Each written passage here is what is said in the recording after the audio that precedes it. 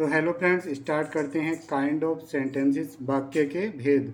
वाक्य कितने प्रकार के होते हैं और काफ़ी सारी जानकारी वाक्यों के बारे में और उपवाक्यों के बारे में, फ्रेज क्या होते हैं और हमारे विराम पंक्चुएशन क्या होती हैं, इन सब की हम बात करेंगे इस चैप्टर में। तो ये अपना जनरल हिंदी का चैप्टर है, वाक्य के भेद। तो हिंदी और इंग्लिश दोनों में हम थोड़ा थोड़ा कवर करते चलेंगे। तो हिंदी और इंग्लिश दोनों मीडियम के स्टूडेंट्स इसको देख सकते हैं।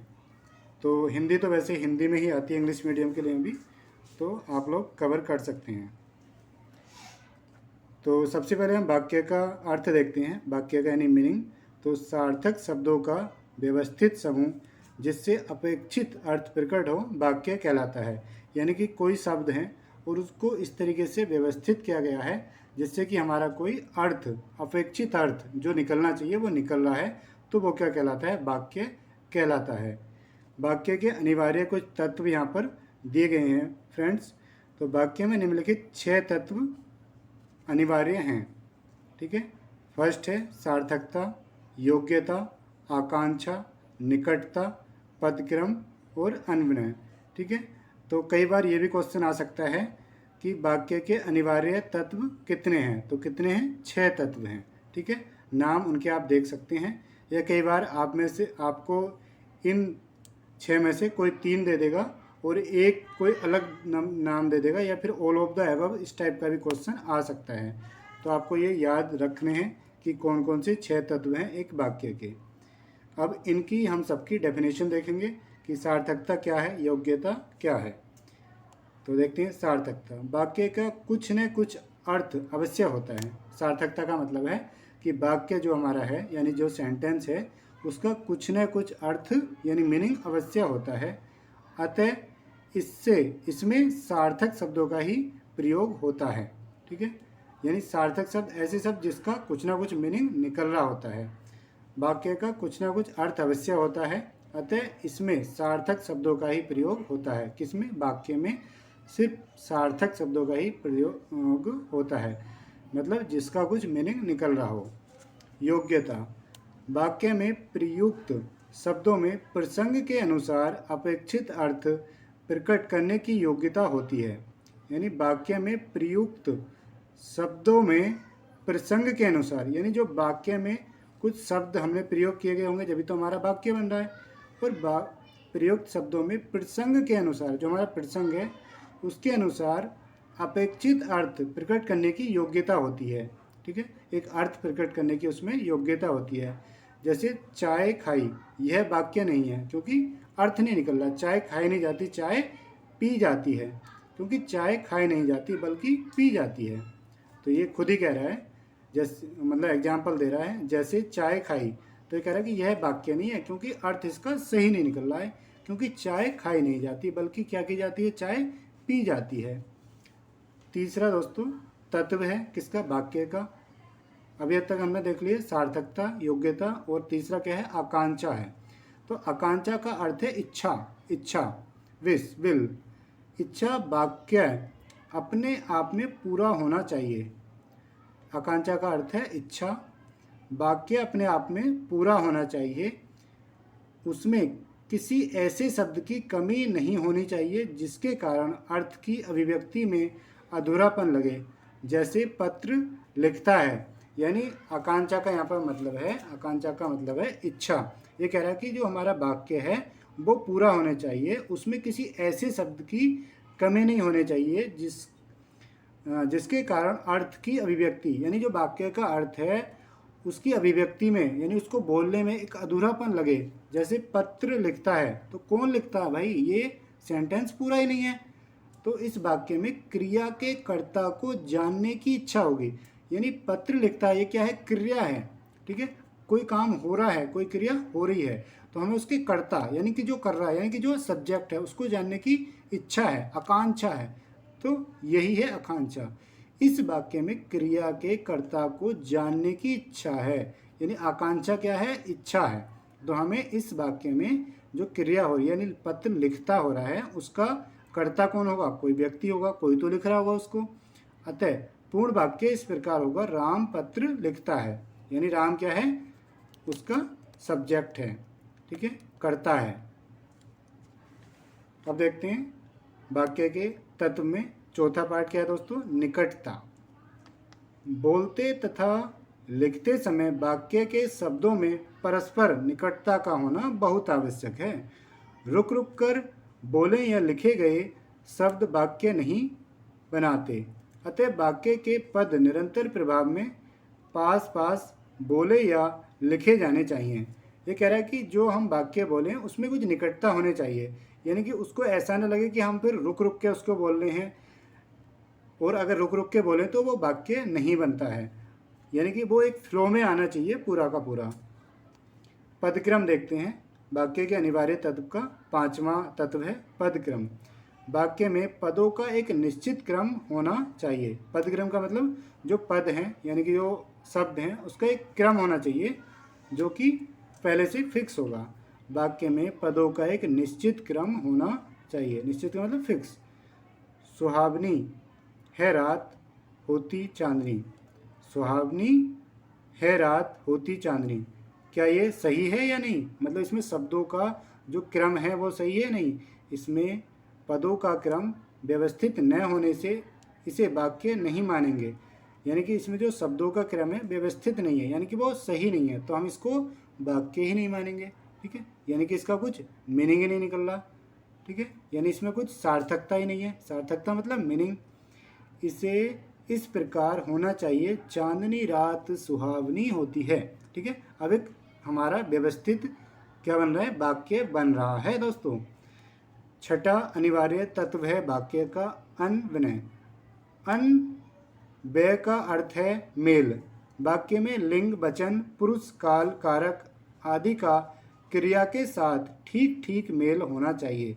अन्वय का क्या अर्थ है, मेल, यानी कि जो हमारे शब्द हैं, कर्ता है, कार्य है, लिंग है, वचन है, काल है, कारक है, उसमें मेल होना चाहिए, यानी कि वो मैच करने चाहिए आपस में।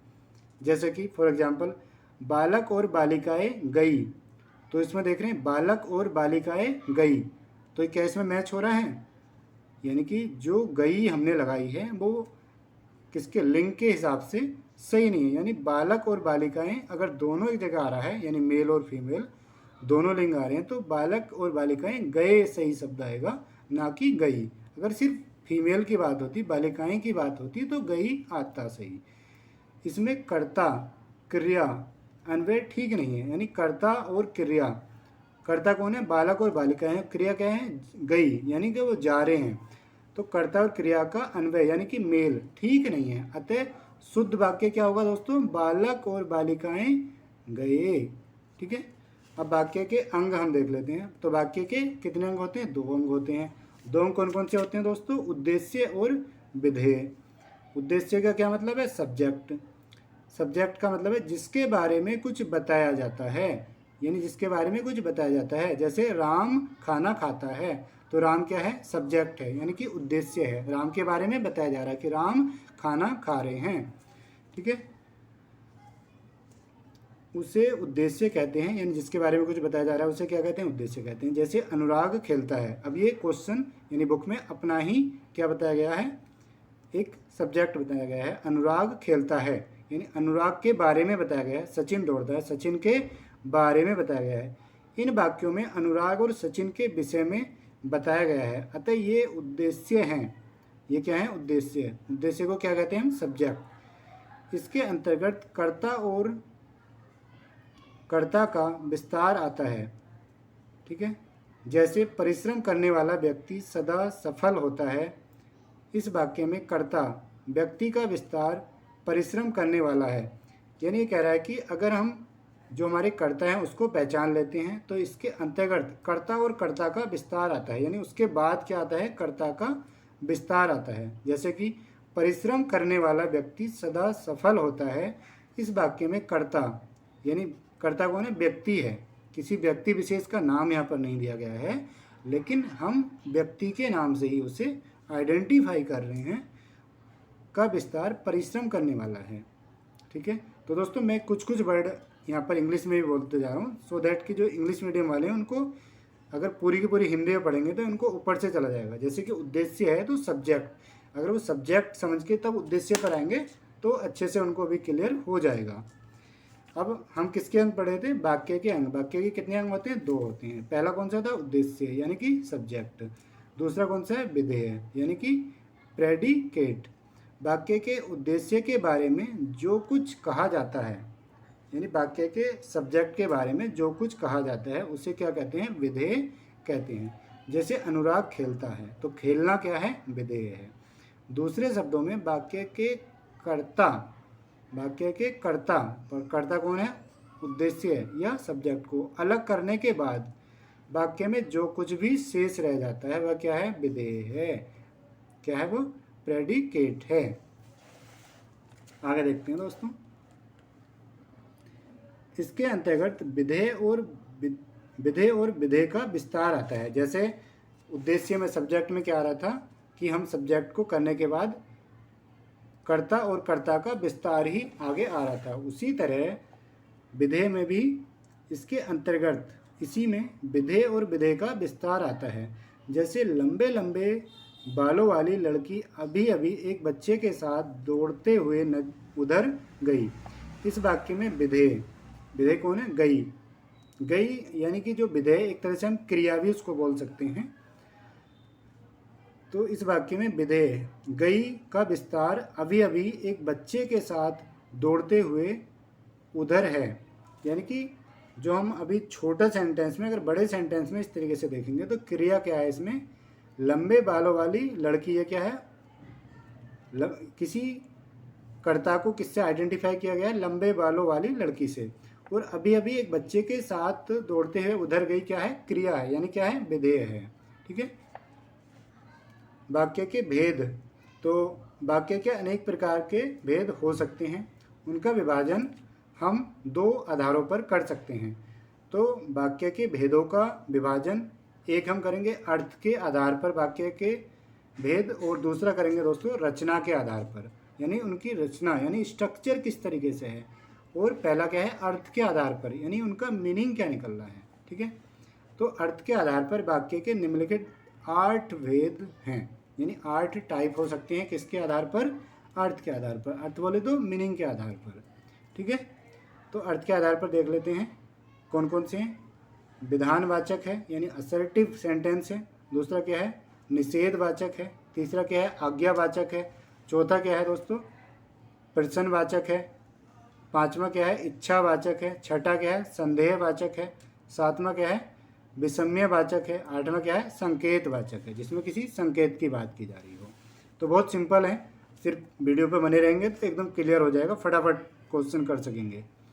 तो देखते हैं, पहला अर्थ के आधार पर क्या है? विधानवाचक यानी असर्टिव सेंटेंस। जिन वाक्यों में क्रिया के करने या होने की सूचना मिले, जिन वाक्यों में क्रिया के करने या होने की सूचना मिले उन्हें विधानवाचक वाक्य कहते हैं। जैसे मैंने दूध पिया, वर्षा हो रही है, राम पढ़ रहा है। यानी विधानवाचक का मतलब क्या है? जिन वाक्यों में क्रिया क्या है? जो कुछ काम हो रहा होता है उसे क्या कहते हैं? क्रिया के करने या होने, या तो खुद कर रहे हैं या फिर हो रही है। हम कर नहीं रहे बट हो रही है, जैसे वर्षा हो रही है। ठीक है। राम पढ़ रहा है, मैं नहीं पढ़ रहा, राम पढ़ रहा है। भाई वो दूध पी रहा है, मैं नहीं पी रहा, वो पी रहा है। ठीक है। क्रिया हो रही है, या तो खुद कर रहे हैं या फिर दूसरा कर रहा है। ठीक है। क्रिया के करने या तो खुद कर रहे हैं या होने या कोई और कर रहा है की सूचना मिले, उससे क्या कहते हैं? विधानवाचक कहते हैं। जैसे मैंने दूध पिया, वर्षा हो रही है, राम पढ़ रहा है, क्या है? विधानवाचक। क्या है? Assertive sentence. ठीक है। तो रट गया, ये पक्का हो गया, अब नहीं बोलेंगे। ठीक है। फिर भी आप दूसरी बार वीडियो को देख सकते हैं तो एकदम 100% अच्छे से माइंड में बैठ जाएगा। ठीक है। तो अर्थ के आधार पर वाक्य का दूसरा भेद देखते हैं। दूसरा तो फ्रेंड्स, दूसरा हमारा है अर्थ के आधार पर वाक्यों के भेद में हम बात कर रहे थे।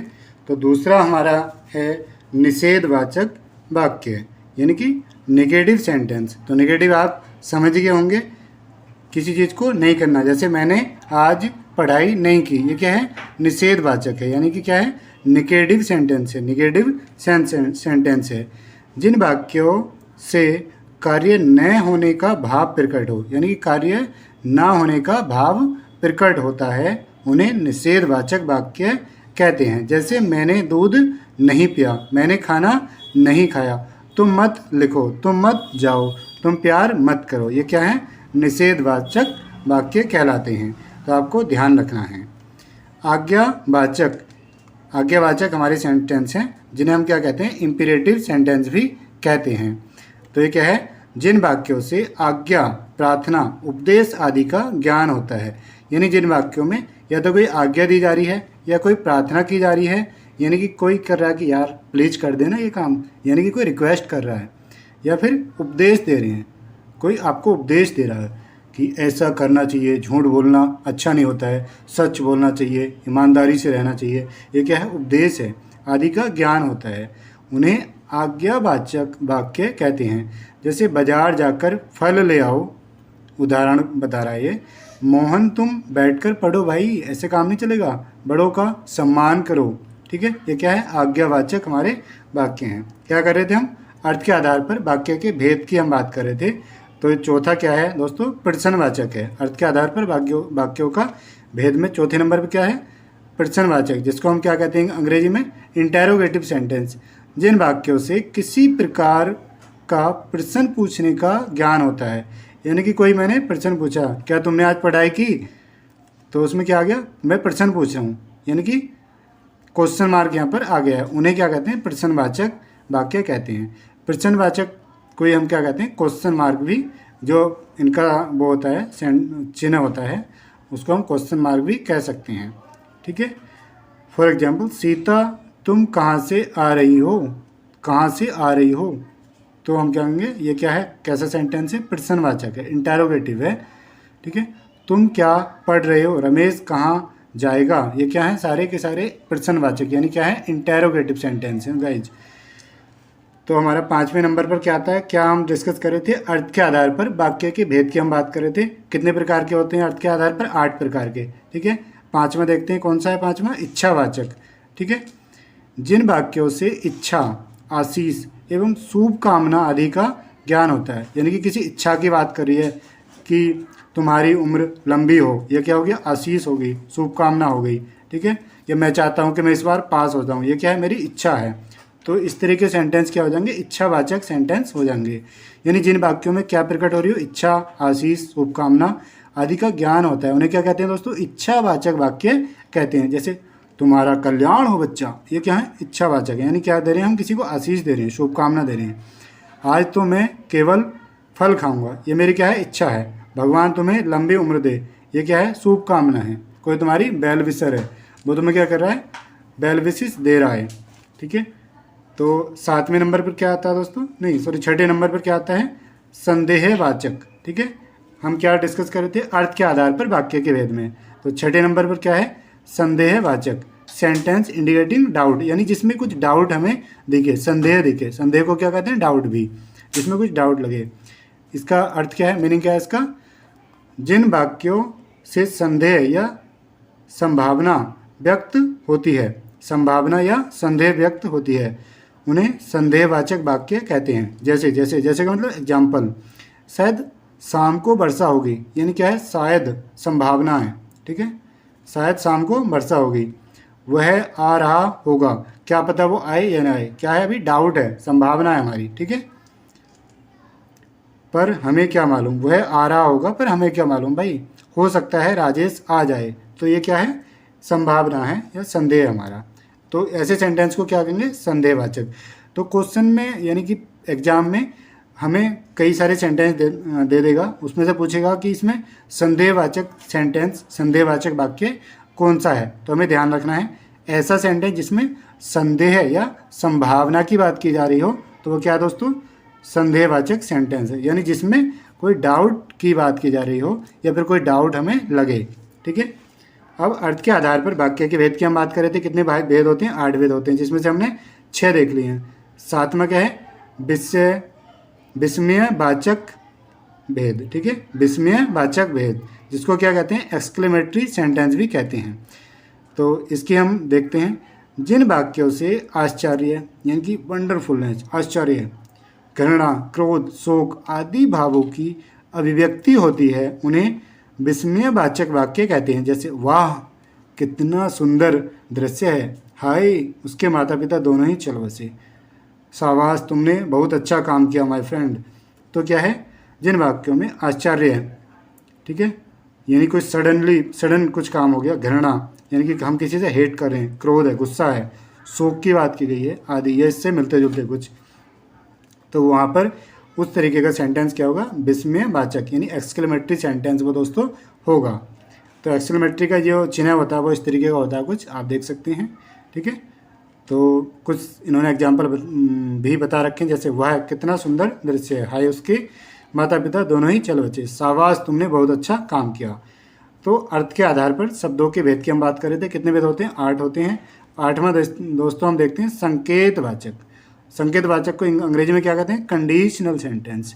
ठीक है, जिन वाक्यों से शर्त संकेत का बोध होता है, यानी किसी संकेत की तरफ वो हमें डायरेक्शन देते हैं या किसी शर्त की तरफ उनका बोध होता है, तो उस वाक्य को हम क्या कहते हैं, संकेतवाचक कहते हैं। यानी एक क्रिया का होना दूसरी क्रिया पर निर्भर करता है, यानी एक क्रिया का होना दूसरी क्रिया पर निर्भर करता है। ये क्या होगी, शर्त होगी, कंडीशन होगी, कंडीशन लगा दी कि तब जब मेरा तुम ये काम करोगे तभी मैं दूसरा काम करूँगा। तो इस तरीके के सेंटेंस क्या होंगे, संकेतवाचक सेंटेंस होंगे दोस्तों। तो उन्हें संकेतवाचक वाक्य कहते हैं। जैसे का मतलब एग्जाम्पल, यदि परिश्रम करोगे तो अवश्य फल मिलेगा, यदि परिश्रम करोगे तो अवश्य फल मिलेगा, यानी क्रिया का होना दूसरी क्रिया पर निर्भर है। पहली क्रिया क्या है, परिश्रम करोगे, तो दूसरी क्रिया क्या है, फल मिलेगा भाई। ठीक है, तो यहाँ पर क्या है, शर्त है यानी कंडीशन है कि जब आप परिश्रम करोगे तभी आपको क्या मिलेगा, फल मिलेगा। ठीक है, पिताजी अभी आते तो अच्छा होता। ठीक है, ये क्या है, शर्त है एक तरह से कि अगर पिताजी अभी आते तभी अच्छा होता। ठीक है, यानी हमें अच्छा लगता। अगर वर्षा होगी तो फसल भी होगी। ये क्या है, एक क्रिया का होना दूसरी क्रिया पर निर्भर करता है, यानी फसल अच्छी तभी होगी जब वर्षा होगी। ठीक है भाई, तो ये हमने अर्थ के आधार पर वाक्य के 8 भेद होते हैं और 8 के 8 हमने देख लिए। पहला कौन सा, विधानवाचक है। ठीक है, हाँ, जिन वाक्यों में क्रिया के करने या होने की सूचना मिलती है, जैसे मैंने दूध पिया वर्षा हो रही है। दूसरा कौन सा था, निषेधवाचक। ठीक है, जिन वाक्यों से कार्य न होने का भाव प्रकट हो, यानी कि जैसे कि मैंने दूध नहीं पिया। आज्ञावाचक, जिसमें आज्ञा प्रार्थना या उपदेश की बात की जा रही हो। और चौथा कौन सा, प्रश्नवाचक, जिसमें हम कोई प्रश्न पूछ रहे हो, जैसे सीता तुम कहाँ से आ रही हो। पांचवा दोस्तों इच्छावाचक, जिसमें हम कोई इच्छा, आशीष या शुभकामना की बात करी हो, जैसे तुम्हारा कल्याण हो। छठा कौन सा, संदेहवाचक, जिसमें किसी संदेह या संभावना की बात की जा रही हो, जैसे शायद आज शाम को वर्षा हो जाए। और उसके बाद सातवां कौन सा है, विस्मयवाचक, यानी कि एक्सक्लेमेटरी सेंटेंस, जिन वाक्यों से आश्चर्य, घृणा या क्रोध, शोक आदि का भाव हो, जैसे वह कितना सुंदर दृश्य है। ठीक है, उसके बाद दोस्तों 8वें नंबर पर आता है संकेतवाचक, यानी जिन वाक्यों में शर्त या संकेत का बोध होता हो, जैसे कि यानी एक क्रिया का होना दूसरी क्रिया पर निर्भर रहता हो, जैसे कि यदि परिश्रम करोगे तो अवश्य फल मिलेगा। ठीक है, तो अर्थ के आधार पर वाक्यों के 8 भेद थे। 8 के 8 हमने देख लिए हैं। अब हम देखते हैं, यानी वाक्यों के भेद को हमने 2 प्रकार में बांटा था, यानी 2 प्रकार से हम उसके भेद कर सकते थे। पहला कौन सा था, अर्थ के आधार पर, यानी 8 भेद होते हैं अर्थ के आधार पर। और दूसरा कौन सा था दोस्तों, रचना के आधार पर वाक्य के भेद। तो रचना के आधार पर वाक्य के भेद कितने हैं, 3 भेद हैं। ठीक है, तो ये सबसे ज़्यादा इंपॉर्टेंट है। इसमें से एक क्वेश्चन हर एग्जाम में मिलता ही मिलता है। ठीक है, तो रचना के आधार पर यानी स्ट्रक्चर। ठीक है, सेंटेंस का स्ट्रक्चर कैसा है उस आधार पर वाक्य के भेद को क्या कहते हैं, रचना के आधार पर। रचना बोले तो स्ट्रक्चर, कैसे बना हुआ है वो वाक्य। ठीक है, तो रचना के आधार पर वाक्य होते हैं 3 प्रकार के। पहला कौन सा, सरल वाक्य या फिर साधारण वाक्य। सरल को ही साधारण भी बोलते हैं, यानी सिंपल टेंसेंस बोले तो सिंपल सेंटेंस। ठीक है, जिन वाक्यों में केवल एक ही उद्देश्य और एक ही विधेय होता है उन्हें सरल वाक्य या साधारण वाक्य कहते हैं। सरल वाक्य में एक ही समापिक क्रिया करता है, किया है, करेगा आदि होती है, जैसे मुकेश पढ़ता है, शिल्पी पत्र लिखती है, राकेश ने भोजन किया। ये क्या है, सरल वाक्य है, एक ही उद्देश्य और एक ही विधेय है। ठीक है, एक ही उद्देश्य का मतलब हमने क्या देखा था शुरू में, सब्जेक्ट है, और विधेय का मतलब हमने क्या देखा था, क्रिया यानी प्रेडिकेट। इसके अकॉर्डिंग क्या है, एक ही सब्जेक्ट है और एक ही क्रिया हो रही है, जैसे शिल्पी पत्र लिखती है, राकेश ने भोजन किया। ठीक है, तो ये क्या है, स्ट्रक्चर है, वाक्य कैसे बना हुआ है, कैसे लिखा हुआ है, उसके आधार पर 3 प्रकार के हो सकते हैं रचना के आधार पर। पहला कौन सा? सरल और साधारण। ठीक है, सरल और साधारण में क्या होता है? एक ही हमारा सब्जेक्ट है और एक ही क्रिया हो रही है। ठीक है दोस्तों। दूसरा क्या है? संयुक्त वाक्य। ठीक है, यानी कि कंपाउंड सेंटेंस, जिन वाक्यों में दो या दो से अधिक सरल वाक्य योजकों, ठीक है, सरल वाक्य योजकों को जोड़ा गया है। यानी कि जिन वाक्यों में दो या दो से अधिक सरल वाक्य योजकों, और योजक कौन कौन से हो सकते हैं? और, एवं, तथा, या, अथवा, इसलिए, अतः, फिर भी, तो, नहीं तो, किंतु, परंतु, लेकिन, पर आदि से जुड़े हों, उन्हें संयुक्त वाक्य कहते हैं। जैसे फॉर एग्जाम्पल, वह सुबह गया और शाम को लौट आया, प्रिय बोलो पर असत्य नहीं, उसने बहुत परिश्रम किया किंतु सफलता नहीं मिली। ठीक है, तो इसमें हमने क्या किया? जिन वाक्यों में दो या दो से अधिक सरल वाक्यों को जोड़ा गया है, किसकी सहायता से जोड़ा गया है? कुछ योजक दिए गए हैं। योजक कौन कौन से हो सकते हैं? जैसे और, एवं, तथा, या, अथवा, इसलिए, अतः, परंतु, किंतु, परंतु। तो अगर इनसे किसी वाक्य को जोड़ा जाता है, सरल वाक्य को, ठीक है, ये हमें ध्यान रखना है, तो क्या होंगे दोस्तों? कंपाउंड, यानी कि संयुक्त वाक्य होंगे। एग्जाम्पल दिया गया है, वह सुबह गया और शाम को लौट आया। वह सुबह गया और शाम को लौट आया, तो इस वाक्य को किससे जोड़ा गया है? और से जोड़ा गया है। अगर ये अलग अलग होते, यानी सरल वाक्य, वह सुबह गया, ये भी सरल है, शाम को लौट आया, ये भी सरल है। प्रिय बोलो पर असत्य नहीं, प्रिय बोलो पर असत्य नहीं, ये क्या है? प्रिय बोलो, प्रिय बोलो, ये क्या है? सरल सेंटेंस है भाई, प्रिय बोलो। ठीक है, पर से इसे जोड़ दिया, पर असत्य नहीं, असत्य नहीं, ये क्या है? अलग से एक सरल सेंटेंस है। उसने बहुत परिश्रम किया किंतु, किंतु से जोड़ दिया, सफलता नहीं मिली। उसके बाद तीसरा आता है रचना के आधार पर। रचना के आधार पर तीन होते हैं। पहला क्या था? सरल और साधारण। दूसरा क्या था? संयुक्त था। तीसरा क्या है? मिश्रित या मिश्र वाक्य। ठीक है, कॉम्प्लेक्स सेंटेंस जिन्हें हम कहते हैं। इसमें दोस्तों सबसे ज़्यादा हमें कन्फ्यूजन होता है, जिन वाक्यों में एक प्रधान मुख्य उपवाक्य हो, ठीक है, यहाँ पे ध्यान देखना है, जिन वाक्यों में एक प्रधान मुख्य उपवाक्य हो, ठीक है, एक प्रधान मुख्य उपवाक्य है, ठीक है, और अन्य आश्रित उपवाक्य हों, ठीक है, तथा जो आपस में की, जो, क्योंकि, जितना, उतना, जैसा वैसा, जब तब, जहाँ कहाँ, जिधर उधर, अगर, यदि, तो, यद्यपि, तथापि आदि से मिश्रित मिले जुले हों, उन्हें मिश्रित वाक्य कहते हैं। यानी कह रहा है मिश्रित वाक्य क्या होंगे? जिन वाक्यों में एक प्रधान हो, ठीक है, एक प्रधान है, एक प्रधान वाक्य है, और अन्य क्या है? बाकी का, मतलब एक हमें देख लेना है कि ये भाई इसका क्या है? प्रधान उपवाक्य है, और बाकी का जो उपवाक्य है वो पहले वाले पर ही आश्रित है, यानी पहले वाले पर ही डिपेंड करता है, उसे क्या कहेंगे? मिश्रित वाक्य कहेंगे। और जो प्रधान उपवाक्य और आश्रित उपवाक्य को इन शब्दों के द्वारा जोड़ा गया है, ठीक है, उन्हें मिश्रित वाक्य कहते हैं। इनमें एक मुख्य उद्देश्य और मुख्य विधेय के अलावा, मुख्य विधेय हमने पढ़ा था क्या है? क्रिया। मुख्य उद्देश्य क्या है? मेन सब्जेक्ट, और मुख्य विधेय क्या है? मेन क्रिया।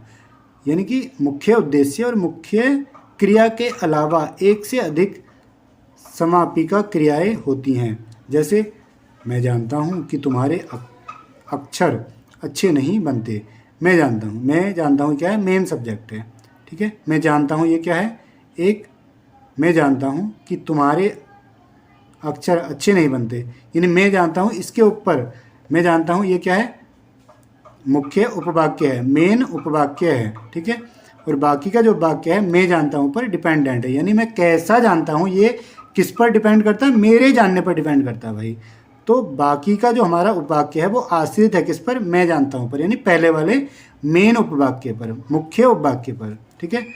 तो एक और एग्जाम्पल देखते हैं। जो लड़का कमरे में बैठा है वह मेरा भाई है, ठीक है। जो लड़का कमरे में बैठा है, ठीक है, ये क्या हो गया? मेन उपवाक्य हो गया, ठीक है। उसके बाद वह मेरा भाई है, यानी बाकी का किस पर डिपेंड करता है? इसी पर डिपेंड करता है। यदि परिश्रम करोगे तो उत्तीर्ण हो जाओगे। पहले वाले में क्या था? उसने बहुत परिश्रम किया किंतु सफलता नहीं मिली। तो दोस्तों कुछ चीज़ें हमें यहाँ पर ध्यान भी रखनी पड़ेंगी कि इसमें कौन कौन से यहाँ पर शब्दों को जोड़ करके मिलाया गया है। अगर हो सके तो आप इनको याद भी कर सकते हैं कि कॉम्प्लेक्स में कौन कौन से शब्द दिए गए हैं उनको जोड़ करके बन सकता है, और संयुक्त में कौन कौन से शब्द दिए गए हैं उनको जोड़ करके बनता है। ठीक है फ्रेंड्स, तो ये हमने देखा वाक्य। वाक्य के अनिवार्य तत्व कौन से होते हैं? तो वाक्य के अनिवार्य तत्व होते हैं 6 तत्व होते हैं। पहला कौन सा था? सार्थकता, योग्यता, आकांक्षा, निकटता, पदक्रम और अन्वय। ठीक है, और वाक्य के 8 अनिवार्य तत्व के बाद हमने वाक्य के अंग देखे। वाक्य के 2 अंग होते हैं। 2 अंग में कौन कौन से हैं? उद्देश्य होता है और विधेय होता है। उद्देश्य को क्या कहते हैं? सब्जेक्ट कहते हैं। विधेय को क्या कहते हैं दोस्तों? प्रेडिकेट कहते हैं, या फिर उसको क्रिया भी हम बोल सकते हैं, यानी कि जो काम हो रहा है। ठीक है, उसके बाद हमने वाक्य के प्रकार देखे, यानी वाक्य के भेद देखे। तो वाक्य को किन 2 आधारों पर बांटा जा सकता है? 2 आधारों पर। पहला कौन सा था? अर्थ के आधार पर वाक्य के भेद, और दूसरा कौन सा था? रचना के आधार पर। तो वाक्य अर्थ के आधार पर वाक्य के कितने भेद हो सकते हैं? 8 भेद हो सकते हैं। 8 कौन से थे? विधानात्मक, नहीं यानी कि विधानवाचक, निषेधवाचक, आज्ञावाचक, प्रश्नवाचक, इच्छावाचक, संदेहवाचक, विस्मयवाचक या फिर संकेतवाचक। ठीक है, और रचना के आधार पर वाक्य के कितने भेद हैं? 3 भेद हैं। पहला कौन सा था?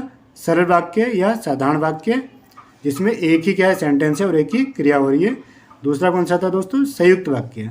ठीक है, जिन वाक्यों में 2 या 2 से अधिक सरल वाक्यों को, संयुक्त वाक्य क्या है? 2 या 2 से अधिक सरल वाक्यों को जोड़कर बनाया गया है, और उनको किन शब्दों के द्वारा जोड़कर बनाया गया है? इनके, ये आप देख सकते हैं, और, अथवा, तथा के द्वारा।